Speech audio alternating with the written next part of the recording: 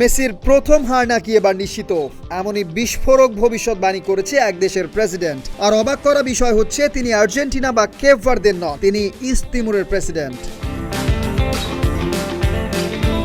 এবারের বিশ্বকাপে 3টি ম্যাচ খেলেও হারেনি কেপ ভার্দে। গ্রুপ পর্বের সব ম্যাচ ড্র করে ইতিহাস গড়ে তারা জায়গা করে নিয়েছে শেষ 32-এ। আর এবার তাদের সামনে সবচেয়ে বড় পরীক্ষা, প্রতিপক্ষ বর্তমান চ্যাম্পিয়ন আর্জেন্টিনা।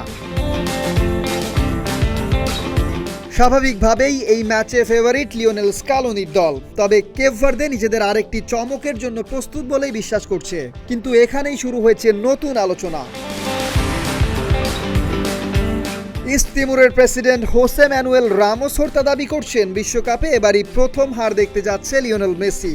তার বিশ্বাস কেপ ভার্দের কাছে টিকতে পারবে না আর্জেন্টিনা। কিন্তু কেন এমন দাবি? প্রেসিডেন্টের ব্যাখ্যাও বেশ ব্যতিক্রমী। তার মতে কেপ ভার্দের খেলোয়াড়দের কঠোর খাদ্যাভ্যাস, বিশেষ করে কাচুপা নামের ঐতিহ্যবাহী খাবার তাদের অসাধারণ শারীরিক শক্তি ও সহনশীলতা গড়ে তুলেছে। পাশাপাশি ক্যাথলিক বিশ্বাস ও আফ্রিকান আধ্যাত্মিক ঐতিহ্যের সমন্বয় তাদের বাড়তি আত্মবিশ্বাস যোগায়। তিনি আরও বলেন, কেপ ভার্দেকে অনেকে বিশ্বাস করেনি, কিন্তু তিনি শুরু থেকেই এই দলের প্রতি সম্পূর্ণ আস্থা রেখেছেন। এমনকি তার দাবি কেপ ভার্দে ইতোমধ্যে জিতেই গেছে।